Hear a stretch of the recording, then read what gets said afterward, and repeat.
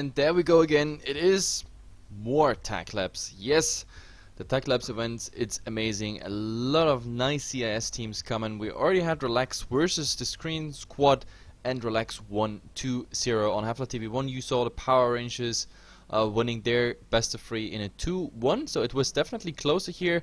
Our games, well, we actually didn't expect the last GG, but now Relax is going against Kompas Gaming, and I know those guys already because we've been casting those guys already in the start of the Pro Series, and they did very, very well there and worked their way up into the Star Series. So I'm very proud of those guys, and I like their playstyle as well as Relax's playstyle. This is going to be a very, very close game. Anyway, my name is Heflatv, and coming with me is Horatio. We are Heflatv here on Heflatv 2. As I said, you can also enjoy another game if you prefer those teams on Heflatv 1. It is SF versus Dusa, also a nice CIS duel there. So, but of course we appreciate if you stay here. Either way, I hope you're gonna have fun with us. Horatio, let's hop into the draft. Yep, and this is the last chance to make it to the LAN stage for both these teams. Kompas actually beat Relax 2-0 in their first match, so, well, it's going to be on Relax to see if they can make up for that and see if they learn anything from that first series, because right now, the team that wins this series is going to the LAN finals, I do believe, and then the loser is done. So it all comes down to this series. Yep, absolutely. Just keep talking because I have to organize some... Yep, no problem. So we had the Brewmaster ban and the Wisp from Kompas, so two not-so-typical bans. The Brewmaster working his way in there, and Wisp is a first ban against some teams. Apparently, Kompas think that is worth banning against Relax. Relax banning some more obvious heroes in the Dire Side Lycan and the Bad Rider. So Kompas, they do have a choice to go for a Invoker if they want to go for something like that with their first pick if they want to. And, well, certainly can't blame them for the Brewmaster ban. Relax used it pretty effectively in the last series, I think. Oh, God, I'm getting things mixed up already.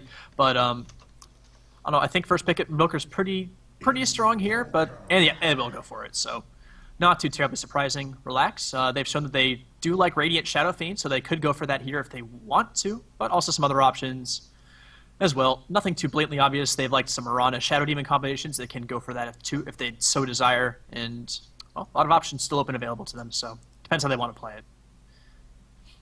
Yep, absolutely, and I'm sorry that I kind of seem so occupied, but like it's always fun as a manager to be caster as well, because right now I'm actually chatting with 4 admins, 2 managers, at the same time trying to put up everything on the ticker as well as of course casting, and I'm a man, my multitasking is very limited, if not pretty much not existent, so therefore that's why I'm so occupied. But either way, you already talked about the bans, and we have Invoker now. I dropped my fire as well. Dream Protector is coming out first pick for Relax. Oh god, I'm so out of here.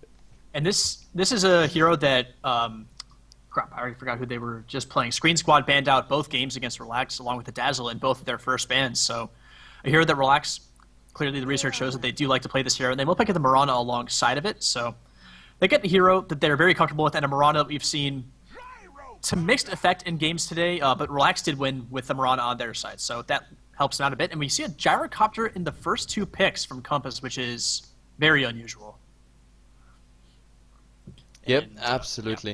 Yeah. And yep, the Dream Protector is actually quite interesting because in the last 2 games and even other games not CIS or Techlabs related, the Dream Protector is getting more and more first ban material. But now we see Relax picking it up, and now the question is, for me at least, like, do they manage to rotate Protector towers? Because in the last 2 games we saw against Screen Squad, they were more in the direction of tower trade. So whenever the other team goes for a tower and you're not in a good position to fight, they rather trade a tower, which is nothing you should do with a Dream Protector up. And of course now we have the Mirana and the Gyrocopter, so 2 absolutely different agility heroes, but I don't know, I'm not a big Gyrocopter fan. I like him in a support role after 6.81 with the buff on the home-seeking missile. That's, I don't know, heat-seeking missile. What did I? Home-seeking. Okay, maybe it's also a home-seeking missile. But yeah, close enough. Yeah, it's close enough. It starts with H. I agree. It's just it brings a little bit to lane. I've seen some Gyrocopters actually. Like a couple of days ago, there was one that got like just really early boots for. I don't know, I think he got first blood or something, but then he just like ran people down with rocket barrage and just killed them with phase boots, and it was pretty funny to watch. But normally you don't get off to that great a start with this hero.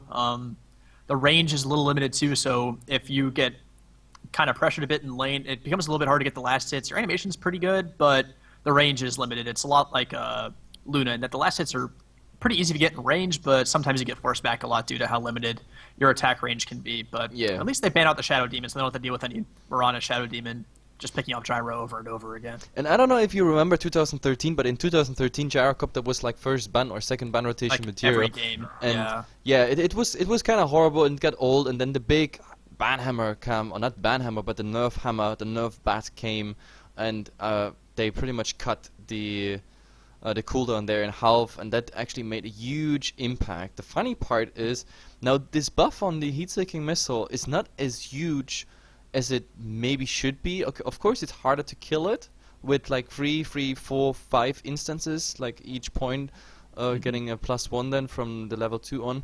But I don't know, it still now in 6.81 before the TI, teams start to pick up Gyrocopter again.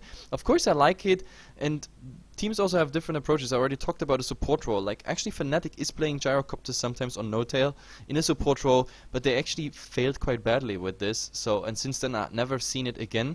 Other teams, they go for a Gyrocopter Wisp combination, which is interesting because Kompas Gaming actually banned the Wisp in their first ban rotation. So, this is definitely not something they were planning on. But yeah, I think we shouldn't talk too much about the Gyrocopter because we're gonna see how he's gonna develop in this game. The fact is, we have the second ban rotation out. Dazzle and the Shadow Demon is being banned out. Of course, you don't want to have a Dazzle and you don't want to have the Shadow Demon with the Mirana and Synergy. On the other side, well, the Darkseer is getting banned out. We saw a nice Darkseer by Bignum in the last 2 games, and well, the Centaur Warrunner, it's a pretty common ban. Actually, I'm quite surprised that those CIS teams so far didn't pick up Descent in their setup, in their draft. It's quite a surprise. Yeah, well, there was the interesting bounty hunter pick, so obviously that took up that role. But we've seen Darkseer get a little bit more of the lion's share of the playtime so far in the offlane for the most part. Centaur is certainly falling off a bit in favor of that, but both of them banned out this game, so got to see what Kompas does want to go for here, and Relax limiting their own offlane pool, which makes me think they might want to get a bit aggressive with the Treant and the Witch Doctor, and they could go for more of a 1v1 matchup here as opposed to like a true offlaner potentially. So we'll have to see if that's the case. And Witch Doctor, we saw it. Relax run this recently in the last series, and Dread's been playing this hero a lot, and he's getting pretty damn good at it. I don't know. He's just been phenomenal so far in this hero. It's the cask making impact in the ward as well. Yep, absolutely. It's the first Witch Doctor. I really like to see it, and I also learned something. Like, I still have to refer to the Nether Ward versus Voodoo Restoration. That it's pretty much a ±0 job. I was absolutely surprised there, and I learned something as a caster, which is exactly what I like about Dota 2. Like, the more you play it, the more you cast it, the more you are involved in the entire thing. There's always something you learn. Like, I thought after, I don't know, almost a decade of Dota 2, I would have seen everything, heard everything, and read up all the theory crafting, patch notes whatsoever. Today I learned something, like, after all this time. It's pretty amazing, actually. Yeah, there's just, with the number of heroes there are, the interactions between them are pretty much endless as far as how different heroes work with or against each other. It kind of you never stop learning in. Well, we see a Disruptor with Kompas, which sets up a little bit of a combo, so you got the call down and the AoE from Disruptor as well with the kinetic field, so that's decent-ish, and we're still not sure. Like you said, Gyrocopter, he can very well be support, even though last year and pretty much since then we've been thinking of him as a carry primarily, but we'll have to see how they do decide to run this hero, so Relax not quite sure what they're up against quite yet. To be honest, I'm not a friend of Disruptor when it comes to okay, let's settle this the other way around. Usually I'm a fan of Disruptor whenever there's a hero that needs a desperate silence, plus you can glimpse him back, and that's it's like, for example, like Doom Disruptor, like super counters against Ember Spirit, Storm Spirit, etc., etc. I mean, here, well, the glimpse can be used to interrupt certain things, like for example the Witch Dog ultimate. If even if he's standing and channeling, if you use the glimpse, it's gonna be interrupted. You can bring back the Mirana after a leap, etc., etc. But like, I don't know. Apart from that, I don't see too much use of especially Static Storm at the moment, because all the heroes are pretty mobile. They are fast out of it or in it. But of course, you're right. If he gets the setup, Kinetic Field, Static Storm, etc., Thunderstrike, on top of it, Gyrocopter's AoE damage plus his ultimate, which is additional AoE damage, that's quite a sick combination when it comes to magical damage. But now we have a pick, and this is a very crucial one. It's Naga Siren, and talking about all these cooldowns, Naga Song on, and everything is gone.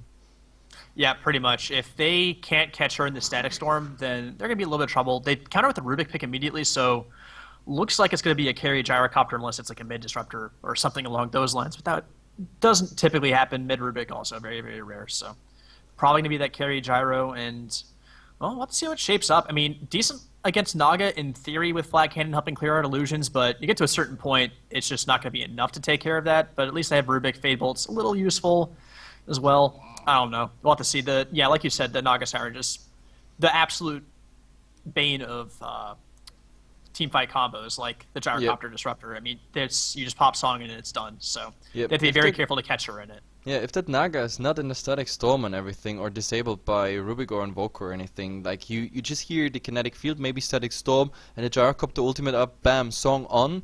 The people most likely gonna survive the pure just magic combo, and then they will just either TP out or do anything else, maybe even heal up and turn around. So it's a very nice pickup. Then again, if you play it in a carry role, she needs quite some farm to come online, and when it comes to Invoker and Gyrocopter, they are online a bit earlier, especially Gyrocopter. He's one of those carries where you can pretty much fight from level 1 on, because Rocket Barrage, it's insane how it scales. I mean, it's one of the best magic damage ability you can have in game. Rocket Barrage, it's just insane, especially on one target. If you actually manage to single the target out, Rocket Barrage on it, it's one of the heaviest abilities you can have on level 1, and of course it scales quite nicely till level 6. When he has done 4 points in it, well, then also his physical damage matters, but till then, you really, telekinesis might be, for example, a setup for it. So I'm looking forward to Gyrocopter with the aggressive playstyle. Yep, and Rocket Barrage also, it's a lot of instances of damage too, so you really clean through that living armor of Treant Protector very, very quickly if you actually manage to stick on a target for any period of time. And once you hit level 6, I mean, his team fight overall with Call Down, it's a very underappreciated skill, in my opinion, about what it does. The slow is useful, as well as the damage on top of that. But last pick is going to be a Puck, so that's going to be their Blink Initiator as well. And a good coil could be a nice little setup for the Disruptor ulti. If you coil them, force them to stay in an area, follow up with the kinetic field, and then the rest of the burst on top of that. Could work out nicely if they find that fight. I think that was badly needed, having something else to hold them in place, because now, you already mentioned it, Dream Coil, a nice setup for the kinetic field, then as well, of course, the Static Storm on top of it, plus maybe we see Exot Invoker, who also can like work a lot with Deafening Blast, Meteor, etc., and of course Gyrocopter with all of his free abilities, Rocket Barrage, then the AoE with the physical damage, plus of course his ultimate. This is pretty much insane if they get it out right time, right place. But on the other side, as I said, we have the Naga, we have the Axe, who's probably going aggressive, we have Mirana, and of course the Dream Protector, who's protecting the towers. So Kompas Gaming, Relax, two completely different drafts. Let's see who's coming on top of it here. Yep, and we'll have to see how they do decide to lane this. The Axe, pretty poor as an off-lane by himself, so I would expect him to either be solo safe or in some sort of aggressive tri-lane scenario, because you don't want a safe lane farmer with a tri-lane, that's not good on Axe at all, so obviously. So probably some sort of aggressive play here with the Treant and the Witch Doctor, so we'll have to see which heroes do go where. Yep, absolutely. We're gonna talk soon about the laning. At the moment, Relax, I think, they asked for like 2 to 3 minutes, and yeah. In the meantime, we're gonna introduce the teams, of course. Artes is playing here the Gyrocopter. We have Unstable on the Rubik. Killik playing the Disruptor. Jet, the Invoker with an awful looking set. I always have to mention it because here the Arsenal, that mask Magus. Is, oh god. Yeah, it is horrible, right? Isn't it? Yeah. And Gork is playing the Puck. Yep. And on the side of Relax, we have the Treant Protector going to be taken by Windex. Witch Doctor in the hands of Dread once again, one of his favorite heroes in this patch, it seems. Axe in the hands of Sasho, and Nagastar going to be played by, I believe, Want You So Much is Koki. So that leaves Crazy on the last hero that I've already forgot what it was, Mirana. Okay. Yeah, pretty much. Like, I think by now we figured out the setup. Maybe we're even wrong with 1 or 2. Like, I'm not quite sure. I'm just, by now I'm sure that like Shachlo is hey bitches, and yeah, Winex got his name, Dread got his name, Crazy should be on a Mirana, yeah.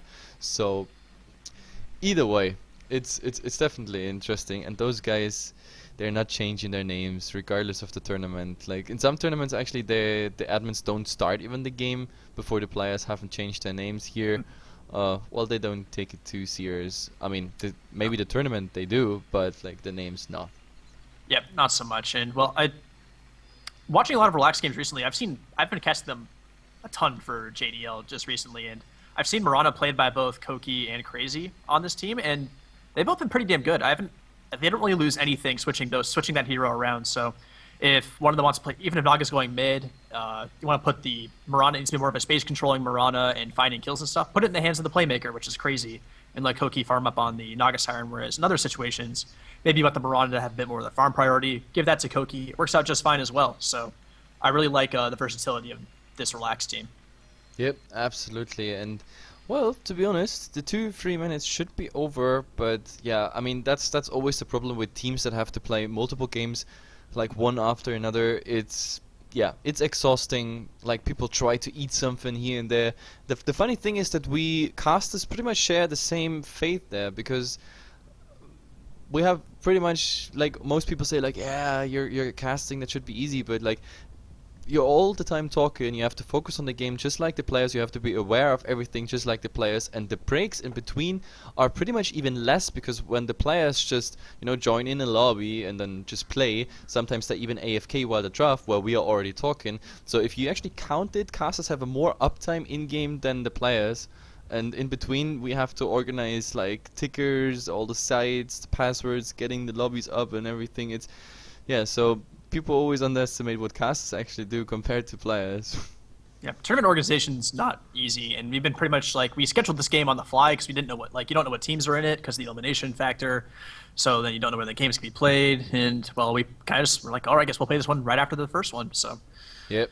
By the way, this is always the most horrible thing. Like those tournaments where like you have a to be determined in the next one. This is always horrible. It's just always horrible because, like, for the admins on the sites, they have to ticker those games up. We never know who's winning. Sometimes there's a surprise, and you can also not, like, announce it before.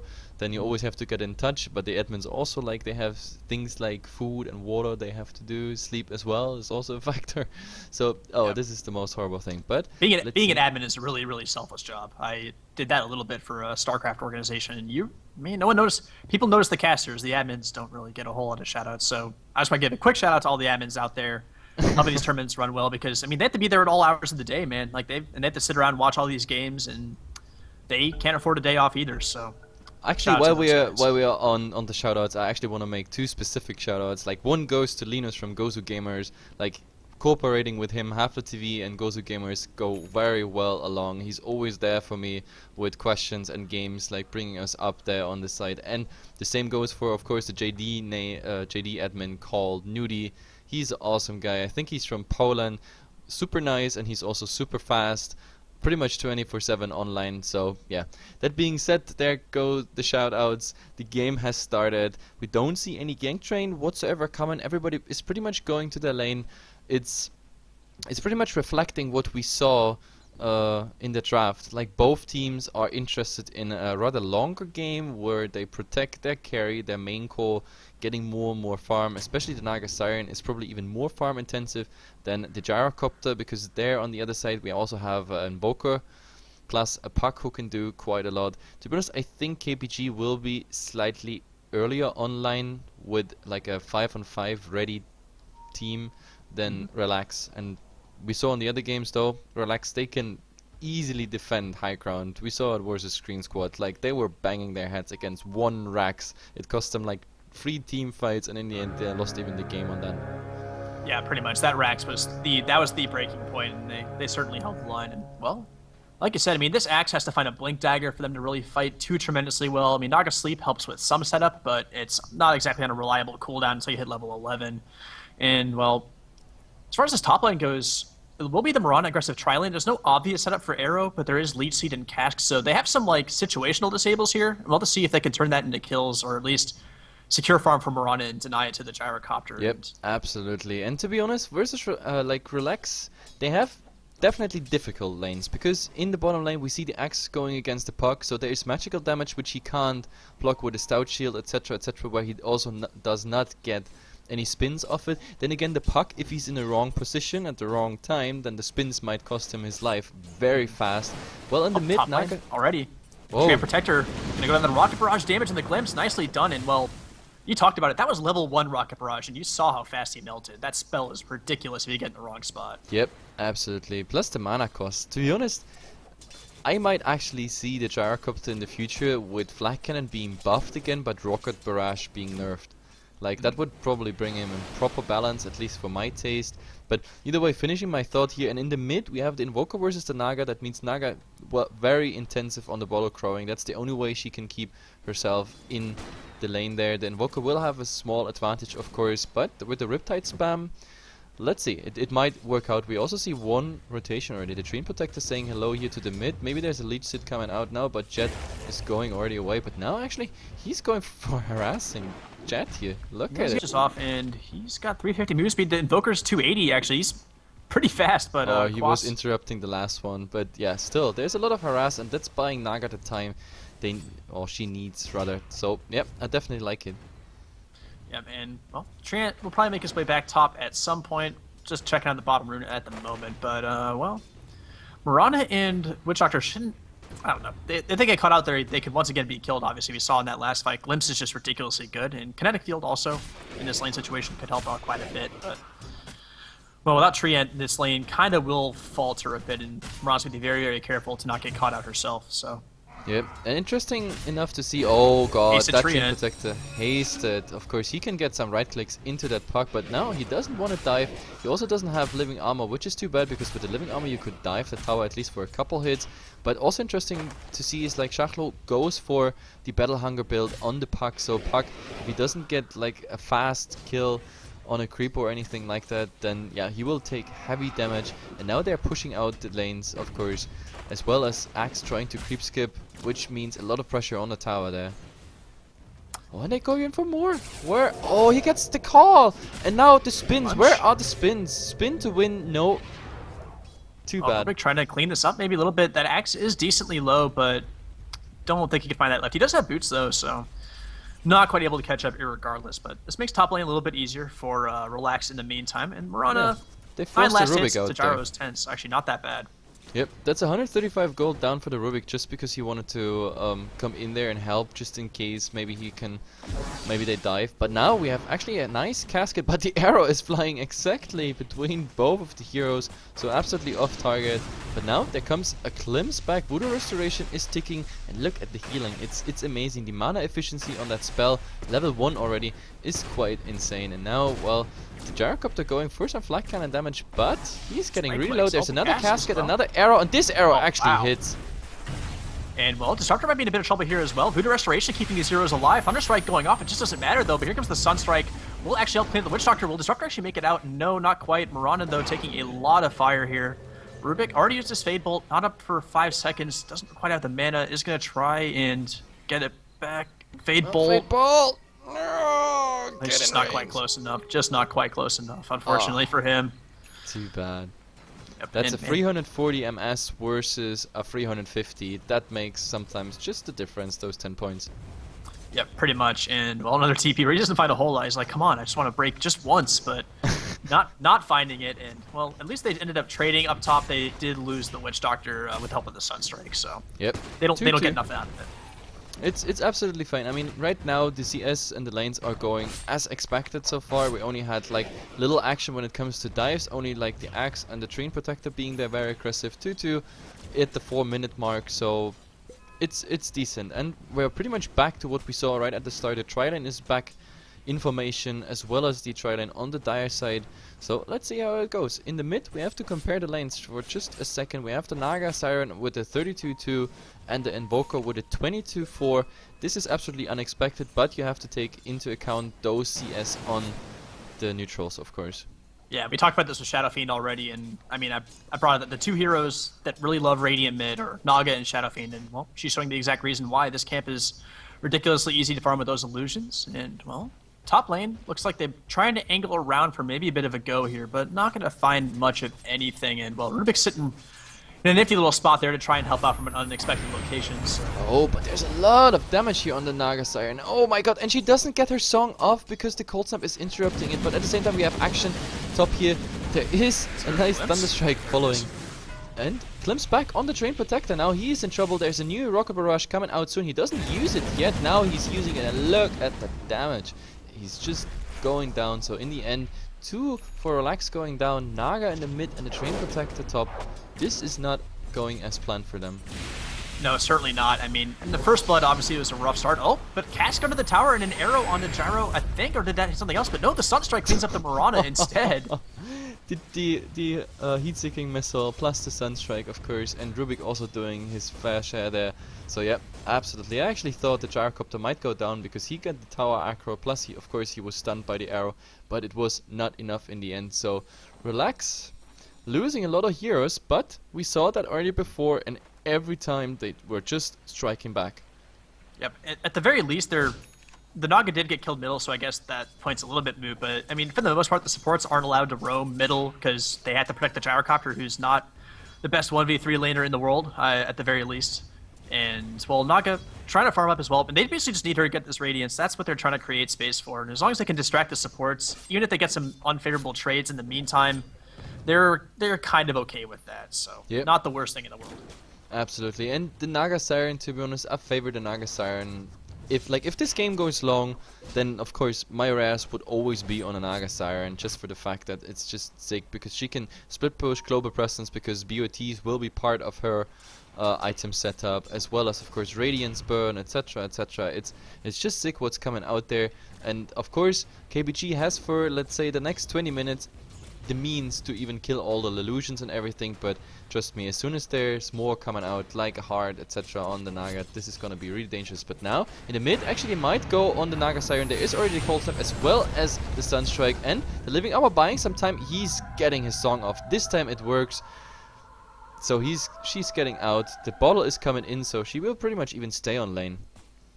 Yeah, just not quite able to get that Cold Snap damage, or last couple of ticks in order to keep her disabled, so she just popped the song, but that's only a level 1 song, so it is down for 160 seconds. The next time they go, they'll have a pretty good shot at there's killing a nice casket, but the arrow before already missed, and now, well, the heat-seeking missile is coming, and one more click, Witch Dog. Yeah, he actually gets the 25 gold on the missile, but this missile, I don't know, is he skilling it up? No, he's not, of course. Homing missile, well, he is just, yeah, putting 1 point in it. I don't think he's gonna maxing it anyway. Yeah, I think that the buff, it certainly does help, but it won't make you level it early, except in very, unless you're mid lane, in which case the missile's decent. I mean, yeah. In support, it's absolutely worth it, because in support situation, you don't need the flak cannon. All you go is 1-2 build, all the points in there, and that's pretty much enough. And to be honest, the missile is doing quite a lot of damage, especially if people run away from it. Now, do we have arrow go here by the Mirana? He's fishing for it, and this time it is on the Disruptor, and the casket is bouncing at least once, but this is not enough damage. And now the Witch Doctor is actually getting glimpsed back, but the Disruptor actually low in HP. There's another Sunstrike, this time off target though. The Mirana, well, creep skipping, too bad. She was needed to actually go in there, so Disruptor in the end surviving. Yeah, Mirana and Witch Doctor caught on opposite sides of the call down, so they really couldn't coordinate their efforts there too tremendously well. So they don't find anything, but they don't go down either, so more distractions happening. And yeah, and wrapping up the homing missile conversation, I think the buff, you do maybe go for maxing it after level 11, as opposed to a lot of times you would just either leave it unskilled or sleep 1 point in it, but you might actually max it out now eventually. The problem is with the buff is like since nothing changed for the Gyrocopter in how he puts his point into the talents, by the time he's putting 4 points in that missile, there were already team fights going on with a lot of right click and fast right click. So getting those 5 hits on the missile is much easier at a later point, and you will have those points just at a later point. So it's, I don't know, that's why I don't like the buff at all, unless you play the Gyrocopter in a support role. Yep, and well, they have the vision. They might go for a glimpse here, and yes, they will. So kinetic field to follow as well. The leap actually leaps right into the missile, just gets bonked immediately, but does have Moonlight Shadow now, so if they have Dust Dance, they do Dust her immediately. So Gyro's on the chase, gonna throw a call down out as well. Sunstrike will land. Nice one. And well, Jet getting the dominating streak as well, finding the kills mid, and also with the Sun Strikes a couple of times. Has a nice little streak going for him, and he's got his Midas up, has a Staff of Wizardry as well, so potentially a 4-staff there, most likely a 4-staff. I mean, could be a Yules, but it's almost always 4-staff on this hero, so he's off to a really, really nice start. Yeah, definitely. Like, what he's lacking in CS versus the Naga here, farming the neutral camps to the side, he's pretty much getting that by just having those nice Sunstrikes. I mean, it's the second or the third Sunstrike actually doing quite some work, and, well, it's also a way to get gold. Yep, up top lane. Here comes the Blink Starstorm in, and the Axe actually has a Blink as well, but not able to find the call immediately. Stackstorm goes down, but not before the Gyro gets cleaned up first. And, well, Mirana's on that chase, and she is faster than this Rubik, taking some pretty significant right clicks, but won't quite clean him up. And they do defend their tier 1, and at the same time, Invoker pushing the tier 1 middle as well, doing quite a bit of damage. Naga maybe going for the deny here. We'll pop the Glyph. And she does have a song up, so she could go for a song deny potentially. No, you can't deny. That's the oh yeah, that's problem. the thing. Okay, they well, actually heal it up, and maybe there's rotations coming in. But this song is not too long. It's only level 1, and look at the rotations. Now I think it's too late. They're not in range. The dagger like would be up on the axe. But no, there's also other rotations coming on the other side, and now they have an easy deny, but they're not even interested in a deny because they have a Train Protector. But look at Jet, he's like, no, you're not gonna heal this up, we're gonna get this tower. But I think that might be a mistake, because those supports are still sticking around in the mid. Only problem is, they don't have too much mana. Like, look at the Witch Dog, he's lacking HP, well, he has mana for like a casket. Well, the Blink call this down. On the Invoker, they're gonna wrap him up with the Witch Doctor ulti, he does clean it up, so no dunks required. They do get that kill, and, well, that's a lot of gold going the way of the Witch Doctor, so he'll feel pretty good about that, and looks like Rubik steals Berserker's calls. And Puck is going for the Mirana. Mirana actually breaking now the Dream Coil, and there's a glimpse back. This means the orb doesn't hit. Actually, this was pretty bad. Now it's super close range. The cask. Oh, the cask. This is horrible.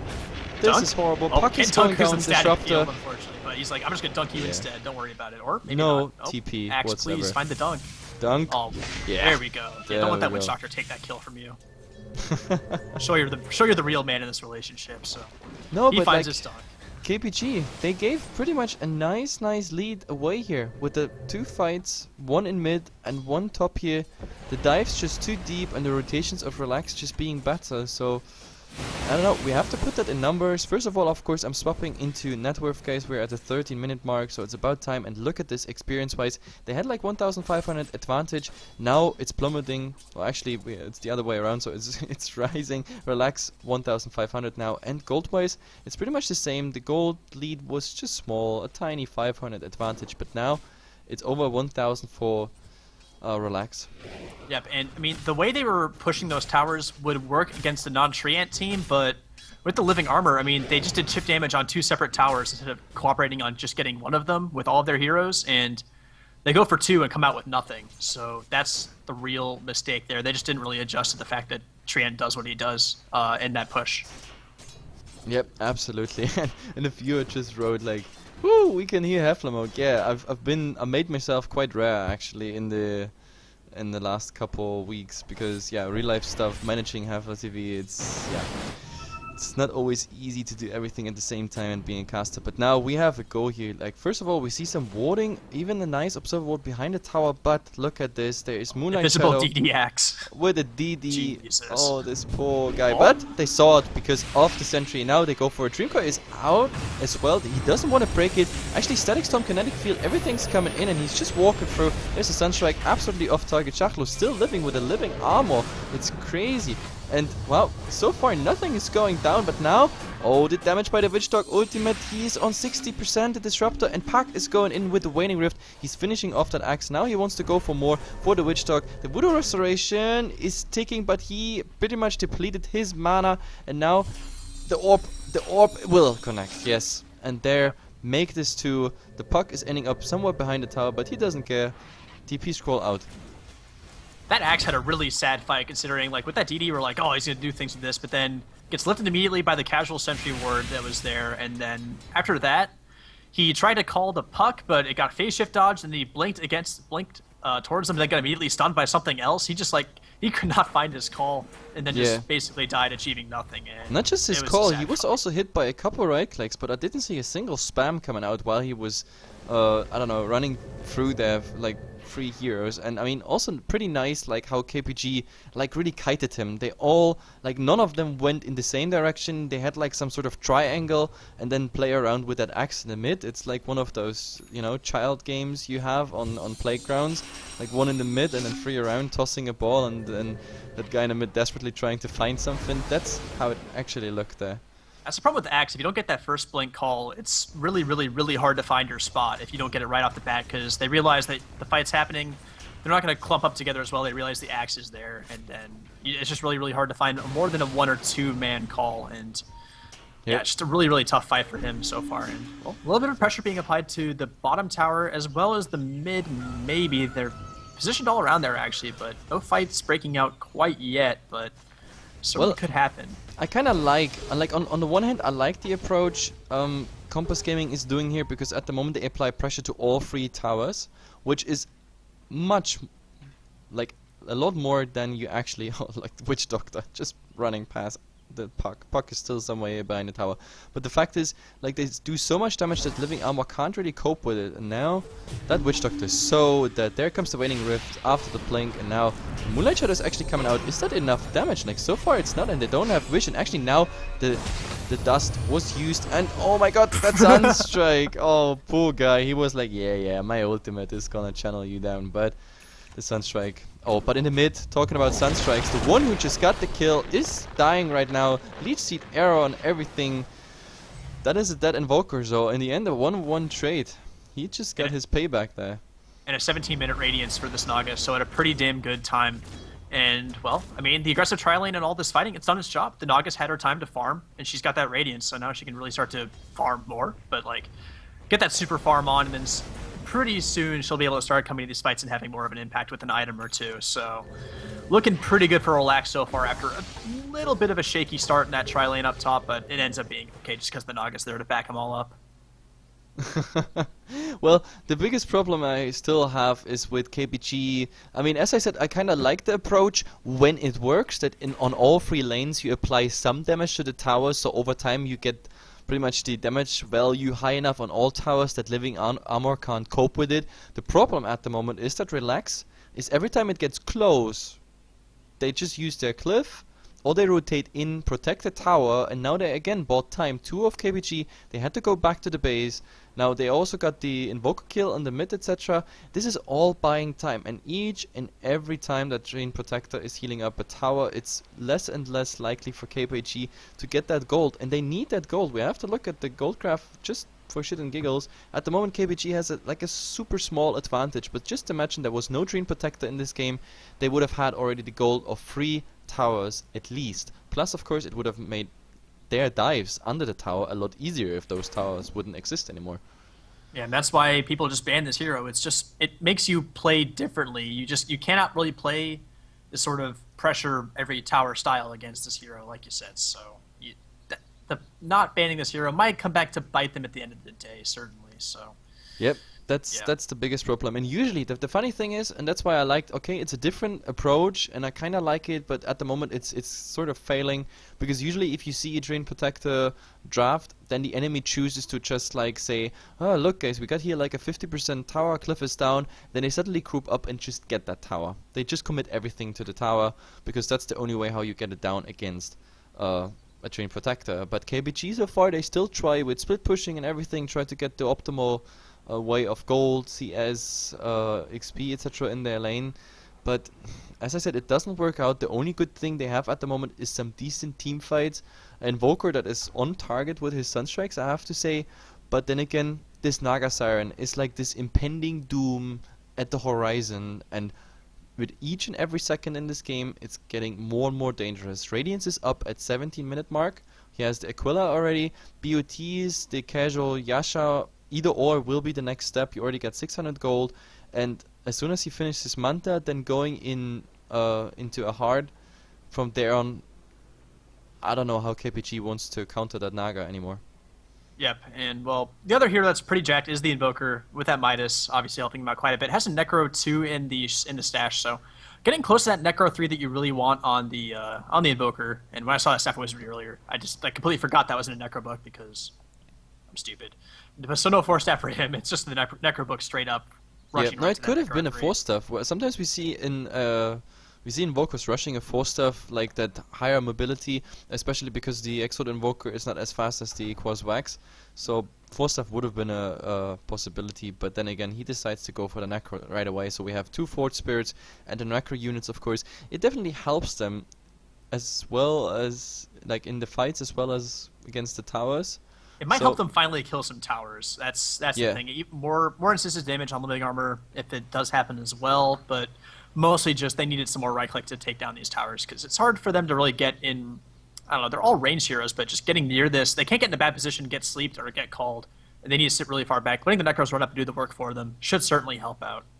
Yep, and Mirana, by the way, is also not doing so bad. Like, if you look at Mirana's net worth, well, she's at 4.2, but that's pretty much the same farm as Gyrocopter has. And I mean, this Gyrocopter, in the end, he's the one who has to bring Naga down. But he is, like, among those who also have been on that tri-lane. He has the similar farm like Axe, for example. It's... he needs more. To be honest, by now, he needs, like, 2k more to be a actual threat against the Naga. So in the end, I don't know. Internet drop 0 porodu. Okay, I guess his internet dropped. That's my analysis of the situation as well. My my Russian in English characters is not so good, I have to admit. But yeah, looking at this Axe, actually, he's gone for a point booster, which is interesting. A lot of times you see Vanguard, but yeah, but going for that Ags right off the bat, so will certainly help with the tankiness. Maybe he goes back for more like a Vanguard is an item that's, I don't know, it's a bit maligned. I think it's pretty good on Axe. There's a lot of ranged right click right now on KPG between the Invoker, Gyrocopter, and then Necro Creeps eventually too. So maybe something goes back for eventually, but the Aghanims, like you said.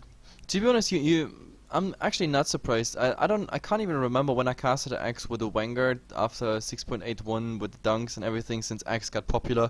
I mean, to be honest, Axe, I think he got popular because Dazzle was popular before, because everybody was like, yeah, I need Dazzle and everything, and then all those Shallow Craves were coming out, and then people started to counter Axe because the Culling Plate is going through, so you just dunk your way through all the Shallow Craves, which is like an easy setup. The funny part is like the Shallow Crave is such a nice pointer directly between your eyes, like here, dunk me, I got Shallow Crave.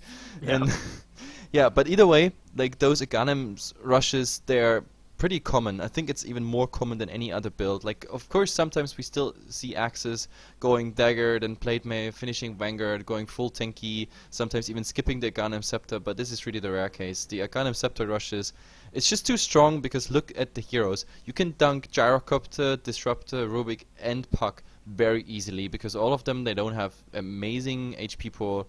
And yeah, just give it a bit collateral damage and then your dunks are successful, especially with the Aghanim Scepter that improves the threshold. And the stats, I mean, the stats are pretty good too. I mean, you just want health and tankiness on Axe and then just dunk fools. And Aghanims kind of covers both those bases. So yeah, it gives all that you need. It gives you some mana, it gives you a lot of HP, mana pool as well, of course, some regen, some armor. I mean, it's not a super great item, but it's an overall item, so why not going early for it? So absolutely on it there. And the question is, of course, how fast is he getting it up? Because, yeah, as I already said, the early Aghanim Scepter is a huge advantage, but, I mean, he's quite a bit away from it. So far, there's nothing in the courier. Like, he has 600 gold, that means 2,400 away from the Aghanim Scepter. Maybe we're gonna see it at, what, 25 minutes? Or, of course, we're gonna see some nice team fight where he dunks his way to a Rampage or something. Then, of course, we're gonna see a very fast Aghanim Scepter. yeah, and one thing Axe can do, like, typically you're like, all right, I can jungle, get some farm that way, but pretty soon up here, this Naga will be basically taking the entire jungle for herself, so not gonna find quite as much farm there on the Axe. So finding kills, gonna be his main source of income in the next 10 minutes, I would say. Yep, absolutely. And it doesn't seem he's coming back. I don't know if there's any rules, to be honest, in Techlabs, but on some leagues we actually have like a maximum on pause and everything. But since this is a LAN event and everything, this is the online qualifier. I mean, at some point, let's see. I'm just looking at the moment how the first channel is doing. Oh, they're doing also quite well on the SF Doozer game. There's no pause whatsoever. But we're getting all the pauses today. yeah, it's the second time we have a huge pause. But this time it's not Relax. It's KPG having internet problems whatsoever. Russian internet, man. You I don't know what think else it's to the say. Russian internet? I don't know. Well, we all have drops. I don't know. It's not just the Russians. It's fine. I'm sorry, Russians. It's okay. I still Russian love or you. Ukrainian? I don't even know. Wait, Puck. I have no idea what they are anyway. Like, I don't KPG know. is actually, I forget what. Let me see. They are Ukrainian. It looks like actually. Yeah, they are No, two Ukrainian. Ukrainians and 3 Russians. Yeah, Looks like. they're always kind of mixed, so you never know where they actually are. But I also don't know if some of the teams are already somewhere in Ukraine for the LAN event. But since this is the qualifier, none of them should already arrive there. Then again, some of the teams were already there for the Excellent Moscow Cup on the LAN event, so maybe some of them are boot camping around that area. Who knows? I have no, to be honest, like unfortunately, I have no insight or not too much insight into the CIS scene. The only time we actually had like a lot of CIS casting was the Starladder cast we did on Heflatv, as well as of course some here and there, some JD games and the Excellent Moscow Cup. But apart from that, I don't know, we mostly just had C and A or European or like Western European casts. So yeah, that's why. Oh, by the way, and there's also another factor, of course. They have no Facebook like we do, or Twitter. They barely use that. They have their VK stuff, Yeah. and like having different social media and everything. This actually matters. I actually talked to the KBG manager here before, and yeah, I'm actually thinking about setting up a VK account, so people actually have the chance to, or we have the chance to also provide some news and putting up our games for the CIS teams, because right now you see we could use a Wiki account easily. Yeah, I mean, I feel like I've been casting Relax every other day since I started. What was it, like 2-3 weeks ago? But like, I'm just looking at my notebook here. 1, 2, 3 Relax games. 4. A lot. At least 4, 5, 6. I think I've done 6 Relax games in like 14 to 17ish days. So I see these guys a lot. I mean, mostly for Joint Dota, but also here in Techlabs. So Yeah, lots of Relax. definitely. So yeah, this is definitely something I'm gonna do today after the games. Heflatv is going Russian social media for sure. There we go. Das vidanya. До свидания. No, it's rather Strastvudje. We say hello. Or Oh my like, goodness, I've forgotten everything. no, My Russian Strastvudje is like pretty more the formal way of saying hello in Russian. Then you go for Privyet. It's like the hello. yeah. And yeah, До свидания is like the goodbye, but Oh, it's also more the goodbye. formal Oh, way. And if you say it just like the usual bye or like see ya, then it's like poka. okay. These are like the 4 greeting formulas you can easily remember and stuff for Russians. Like sometimes that's actually like a nice advantage, and I actually shouldn't say this on stream, but like I understand quite a lot of Russian, which helps me a lot with the Russian admins when I'm somewhere in a group, because I'm still typing English there. And sometimes I've seen this already, that like players, managers or admins, they said something about the English streamers, and I'm like, no, I absolutely disagree there. You're like, No, I saw that, friend. It's like, uh-oh. Yeah, I have no idea what's going on in these lobbies, so like, you've got that edge on me. I can read the alphabet, but I can't turn that into what the words actually mean, unfortunately. So I've got nothing. So they can make fun of me as long as they want, and I'll have no idea. Well, I have no idea what chat actually said here. I can read it. It's like nie ivestno verenostya li možno igru zohnic. Oh god, my Russian is so rusty. You know how many years it's gone since I actually talked the last time Russian? It's like 12 years, maybe. Yeah. At least more. you've got something. I've got nothing. I can still read it and everything, understand some stuff, but like I have to actually use my dictionary for a couple words. But I still know the grammar, so I know when they're using which pronouns, etc., and the verbs in which form. But either way, he's definitely asking. So, tut, tak. Yeah, it's been pretty long now. I want to say getting on like 10 minutes here. It's been a pretty damn long pause. And we're gonna run out of things to talk about pretty damn quickly. I know that much, but That usually never happens to me. Like I'm like a waterfall when it comes to talking, but like in a pause. Well, because we analyzed pretty much everything on the map already. So we've been talking about scene, background, languages, managers, admins, leagues, relax, how often we cast them. So now I'm actually, yeah, at some point where we are running out of stuff to say. You certainly are. I don't know. I did now notice, now that I've had time to look, that both Mirana and Naga have Aquilas, so a bit inefficient there, but They I have don't what? know. They have 2 rings of Aquila, man. Oh yeah. Stack those auras. What are you doing? Oh my goodness! No, please relax. But Naga will be by herself farming anyway, so it's not like she needs her own anyway. It's fine. Yeah, they've been on different lanes anyway, so I mean it's a nice stat giver. It combines pretty much right click plus stat giver plus mana regen. So it's so good. to be honest, for every agility here, almost everyone, it's one of the first choice items anyway. Yeah, I buy this item every time I have even a remote excuse to, because it's just ridiculously good. So yeah, definitely down with that. Oh, like someone here in the chat actually translated what chat said. Like it's about saving the game. Ah, okay. See, we got our own Russian translators here. That's amazing. There we go. I love it. By the way, there was a game with Coucher like 2 months ago when I founded Heflatv, the label as such, and there was a game. There was no Russian stream whatsoever, so we had like I don't know 5 or 6K Russian people. I estimate the number, probably 5K Russians or Russian-speaking people in the chat. And the funny thing, the entire time they spammed our chat with Russians, and all the English people were kind of frustrated because they didn't get any comment through. But I mean, I don't care because our chat is free. We barely moderate. We just ban out all the people that spams them, whatever Steam wallet stuff.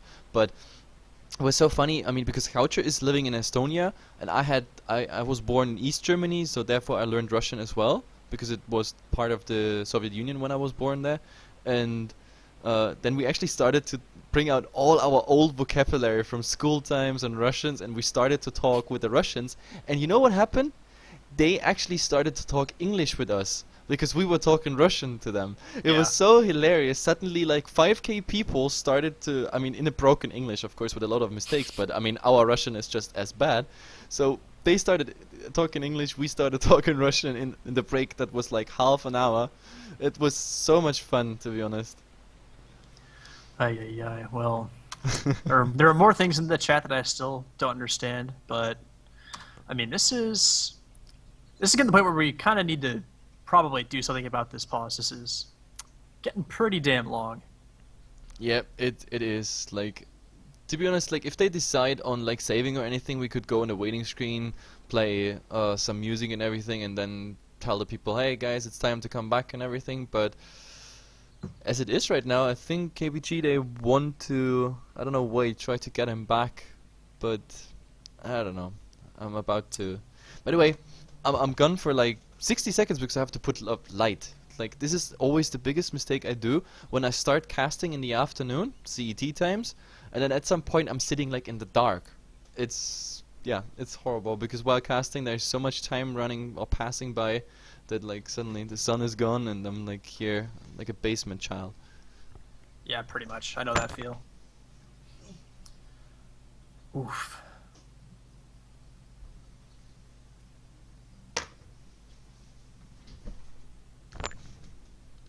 And the Lord said, "May there be light." And it Pretty much was light. Well, I'm not religious at all, but I thought I'm like saying this right now. No, still a worthwhile reference, nonetheless. Doesn't matter who you are. There can always be No, actually, I watched the episode of Dr. House yesterday, and yeah, I'm a huge fan. And there was this episode where he was also talking to like the junior doctors, pretty much, and it was in a chapel, and he was also like this praising style, like this gospel praising stuff you see in the American churches and stuff. It's just amazing. Oh yeah, no, I live in the south of the U.S., so I know all about that stuff, 100%. Yep, since you're American, you should definitely know about it. The old Bible Belt, it's a wonderful, wonderful place. Oh man, game, please, Kompas Gaming, let us play games. But yep. Oh, Absolutely. Well, you know, guys, like if they don't decide to save the game or anything, you can talk with us. Like if you have any questions whatsoever, then just type them in chat. We're gonna answer them and get some interaction going. As I said, we have barely anything to talk. We talked about everything except our personal stuff. Yeah, pretty much. And yeah, I was gonna say something. Oh, like with disconnected players, actually, me and who was I casting with yesterday? I've already forgotten. But we had a game with a. Yeah, was it? Yeah, I guess it was. I guess it was Roxas. Yeah, but we had a game where there was a DC on Next KZ or X game now, I guess they're called, and their Rubik disconnected, but the Chen player just controlled the Rubik like another creep and just walked around with him, and they just played the game with the Rubik as another Chen creep, and they were already pretty ahead, so it wasn't that hard, but like he actually did pretty damn well. Like he stole spells with the Rubik and used them and everything.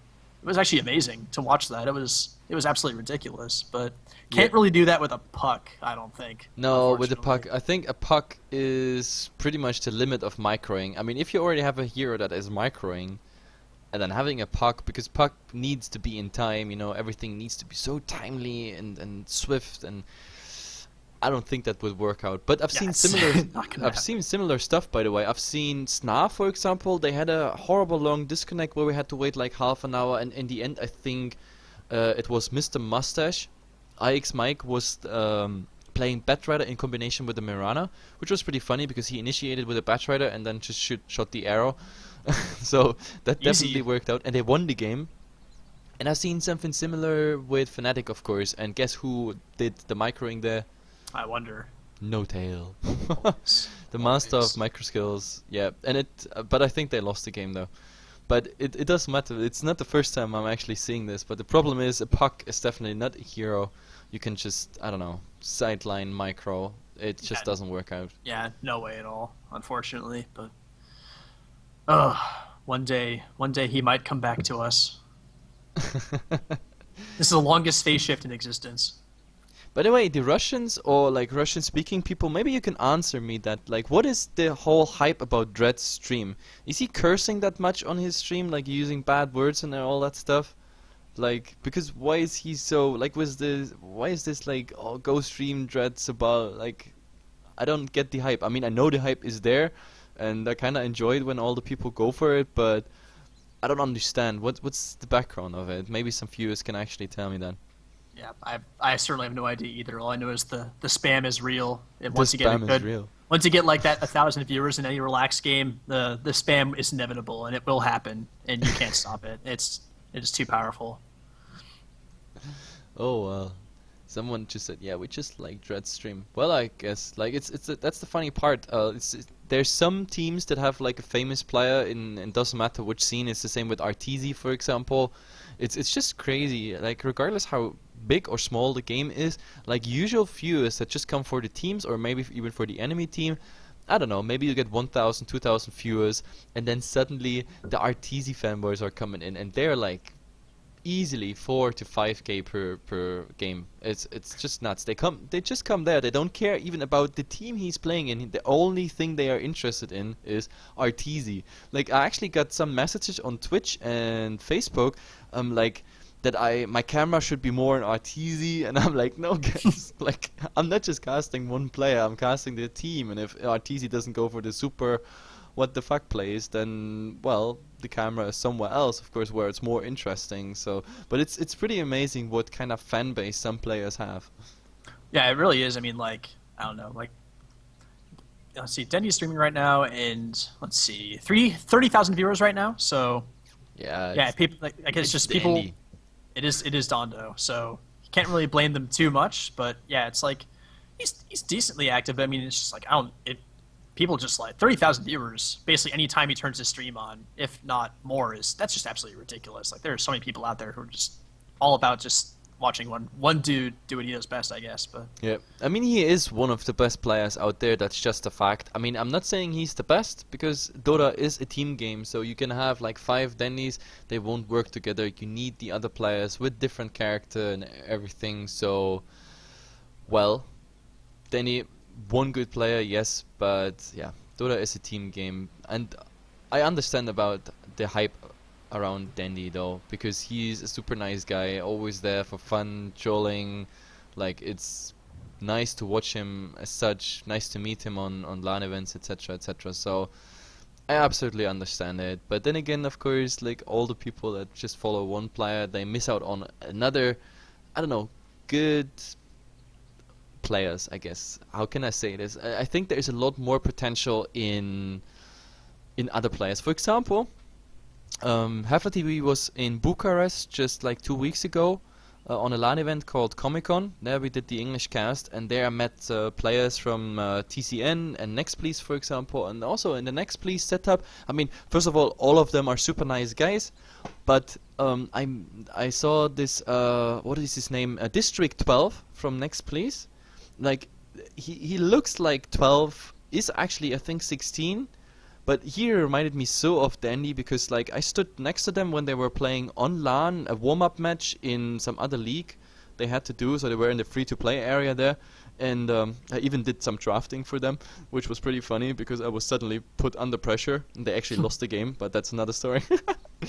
But I was watching him, and, like, him using that keyboard, I mean, you know, I used to be a FPS player in Counter-Strike and everything. I used to be a raid leader officer and everything in World of Warcraft with like 5,000 bindings. Every key had a meaning, and 2-3 keys in combination. You know it from StarCraft. So, like, I would already say like I'm a very intensive keyboard user, but he was making like a piano piece out of the whole game. It was so amazing. He was playing a Batch Rider so fast, so swift, and all the, I don't know, macros he had. It was pretty amazing to see. So he really reminded me of young Dandy. Yeah. There's some damn good players out there. The young ones in there, they're starting to show up. I mean, Arteezy's like the young player most people think of, but even younger than that, I'm trying to think of, oh god, like, even like some really young Chinese players too, and SEA as well. Just like Team Arrow also in the SEA qualifiers. Really young team. There's some really young, good young players out there. Yeah. And the really fast fingers, it can help make up for a lot of lack in experience at times when you just play so damn fast that you just make up for your lack of experience with just reflexes and just having the speed to do things. By the way, talking about social media and like China, Russia, and everything, it's to be honest, it's a huge problem for me because I think, I mean, the differences in all the communities are obvious, and there's also a lot of hating going on, etc.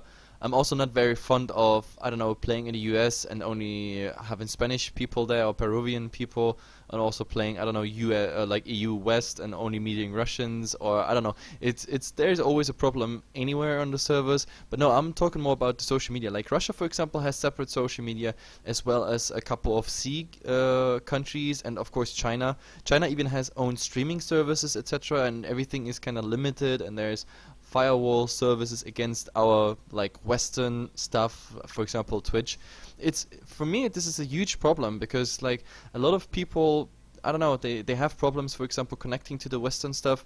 Like there's a lot of C players who can't connect to Twitch, same with the Chinese people, and I don't know, it kind of divides the community. And this is the first thing I thought about when it was like about the like VK social media stuff, the equivalent of Facebook in Russia.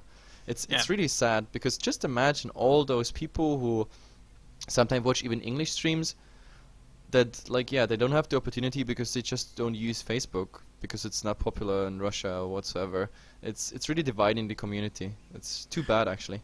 I mean, it's just ridiculously hard to get people to change on things like that. I mean, people are just so set in their ways that they're going to just kind of stick with what they know for as long as they can until other people leave, and then suddenly their service becomes a minority. But it's just so hard to make that change happen. So, yep. I think it's gonna be like this for a while. Certainly, I mean, the cultural differences help towards that. But I mean, with how much these teams, I don't know, Dota is still a little bit stratified, but people are getting closer and closer. Obviously, each international people come together. But even other than that, I mean, Eastern and Western teams are meeting up more often than they used to as well. So, one day, hopefully, the full, just like you said, like the whole Twitch thing and social media stuff will kind of conglomerate a bit as well at some point, but it's just hard to say how long it's going to take for that to happen.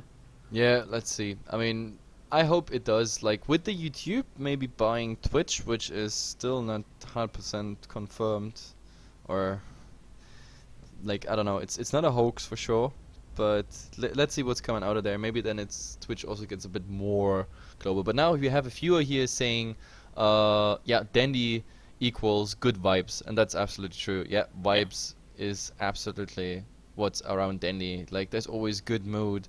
Like, also the other players, like sometimes you have like grumpy players that are just focusing on a game and everything, but when Dandy is coming around, everybody is just, I don't know, everybody is just having to smile. Like, interviews with Dandies, it's just the same thing. And yeah, so but yeah, he's absolutely right. And about Dread's stream, Dread is usually online at night in Russia, and they try to make him stream online, and then the other guy says, like, Yagami here, we want to stream him, or we want to make him stream all the time. So yeah, he seems to be very popular, the Dread stream. Mm-hmm. Yeah, and well, yeah, Dread and Dandy. I mean, also another thing with just like the player fan bases is like those two have been around forever. And like as far as like people who had the really big fan bases, Arteezy is obviously a bit newer, but Dread and Dandy, I mean, they've been building fan bases for years because they've just been playing Dota for so damn long. That not just Dota, they have even followers from other games before. Yeah, I mean, they've just been around for so damn long that you have. I mean, as long as you're like in the community for that long, you'll build a fan base. There's really no way around it. All right, so 20-minute break, I guess. Oh, nice. Jet is talking English to me. Oh, thank you. So yeah, someone finally tells us what's going on, and I greatly appreciate that at least. So, I mean, but they're saying we can have some tea. Okay, Dude, then let's have some tea. But this, I had tea already. I can get more. I can do that. But this being said, guys, like I really like talking to you and everything. But then again, like I don't know, sitting. Oh, actually, I think KPG manager is writing me. I don't know if maybe bad news about Puck. Wait, let me ask. Yeah.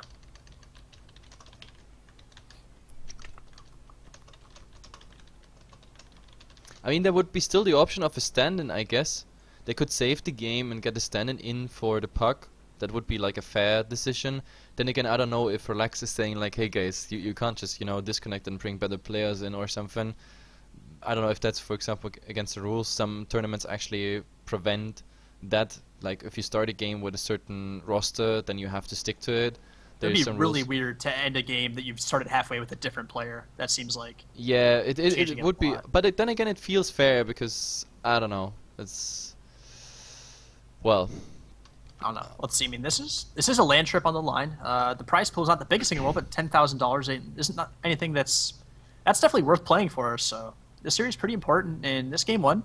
Mostly, I mean, I would say there's a slight advantage for Relax since they have the Naga Sirens. So, but still definitely winnable either way. They both want this game pretty badly. So we need to find the fairest decision possible, and I guess we have to try and wait it out until we find that decision. So yeah, absolutely. Like, KBG.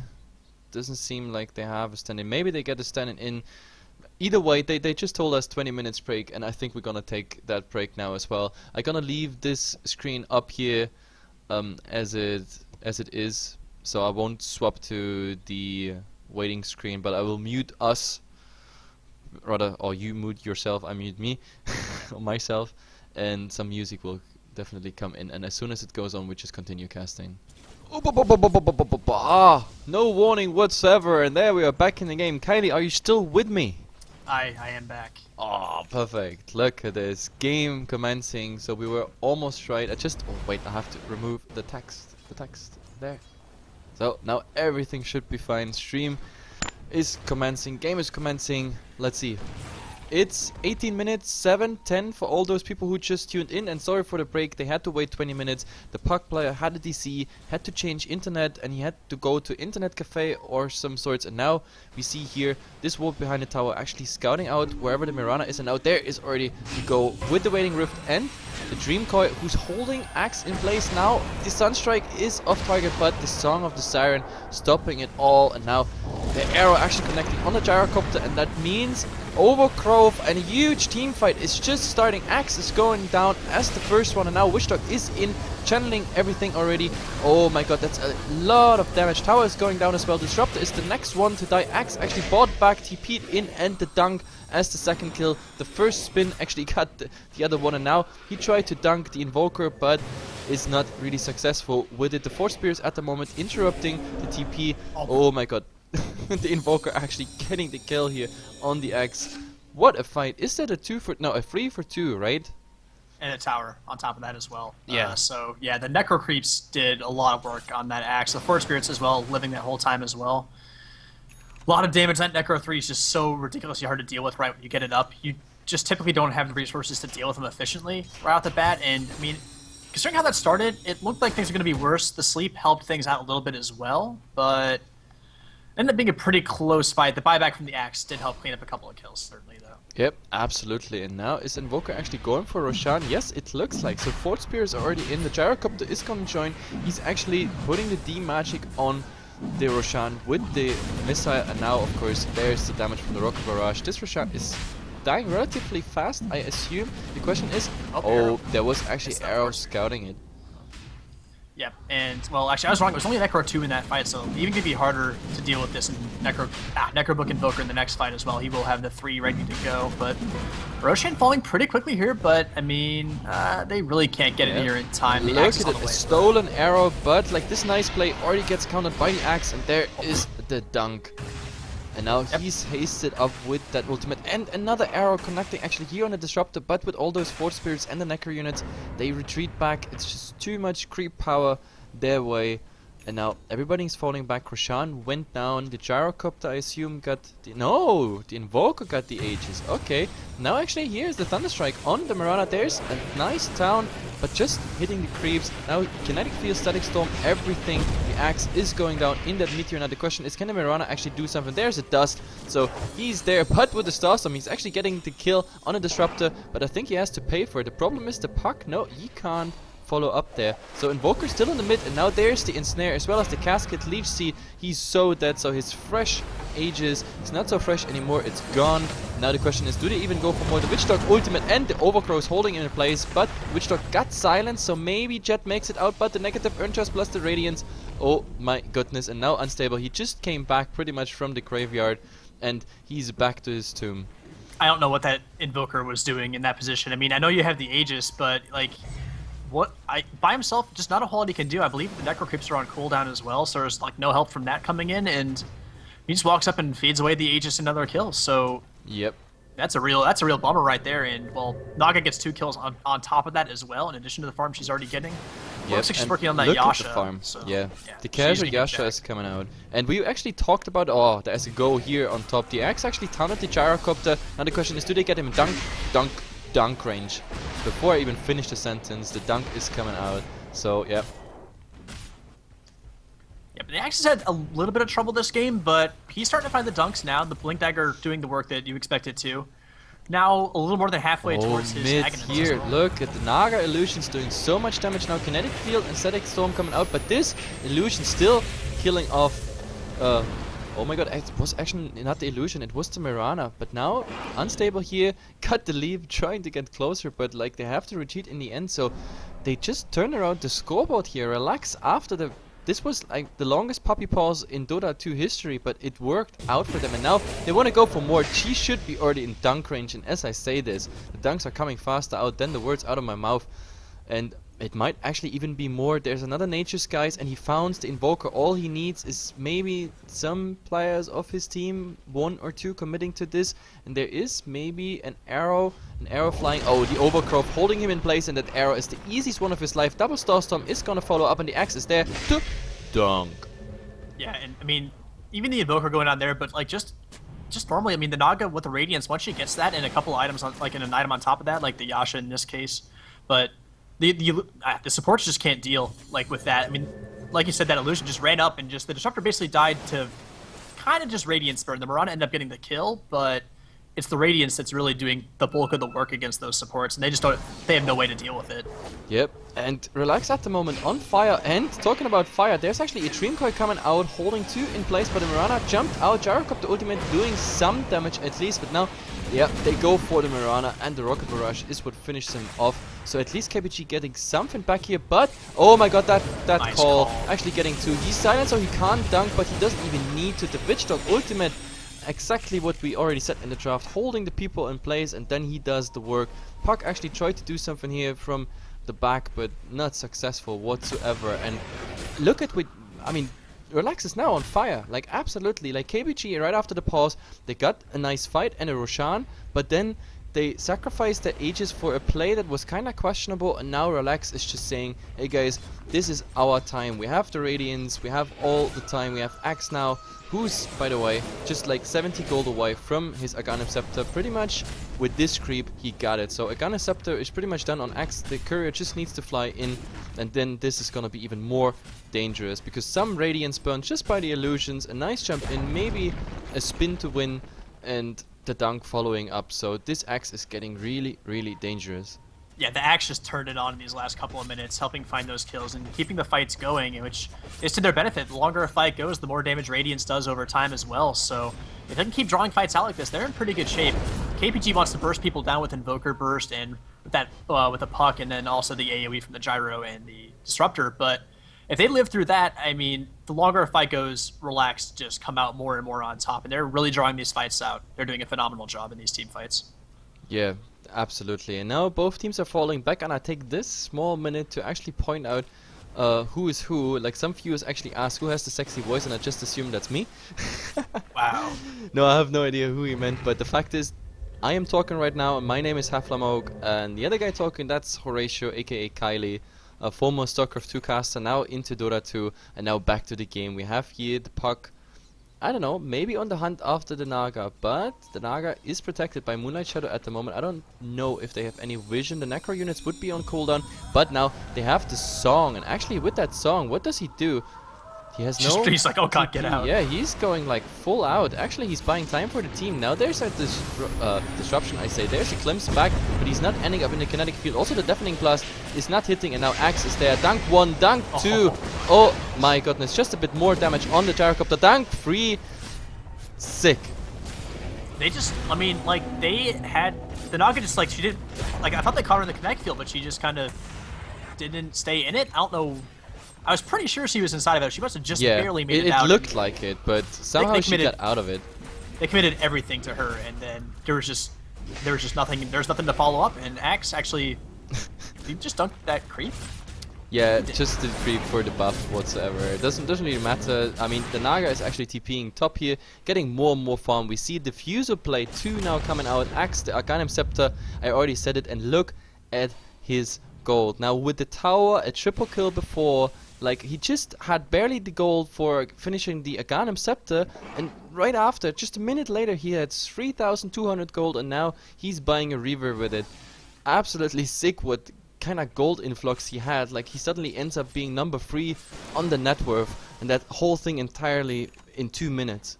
Yeah, we said that before the 10,000 minute pause that he was got to get kills to get jacked in. I mean, well, he did, so he did exactly what he had to do, and the Naga, since getting the Radiance, has finished a Manta style with Diffusal Blade 2 and Boots of Travel, so she is making the best out of this farm, finding farm and kills at the same time. It's they are running over KPG right now. Look at that, the Naga's net worth. It's not funny anymore, and now actually she also has an invisibility rune, but she decided to not go for the Gyrocopter. They go for the Rubik instead, and oh well. She just stood next to him until he died. Yeah, much. it reminds me of me.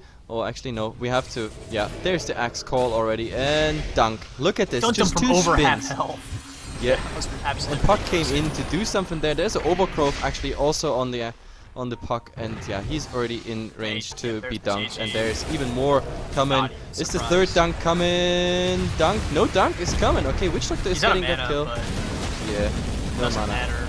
They just... I mean, after that pause, like, everything just went Relax's way. That was absurd. Actually, this, like, the perfect sentence I have in my mind right now, this escalated quickly. Like, it actually did. Definitely. Like, we have a 20 minutes puppy pause, and in the game 1 here of the Techlabs, and we thought like, oh, well, yeah, everything is going slow, they go back to farm, but like, all of a sudden, one Roshan and one, I say, shitty fight, and KPG just got steamrolled by Relax here. Absolutely. But guys, the whole thing is a best of 3. This was only game 1. I know we are casting for hours already, but this was game 1. Sorry for the big pause. A bit music, some ads, and game 2 will be your way in just a couple of minutes.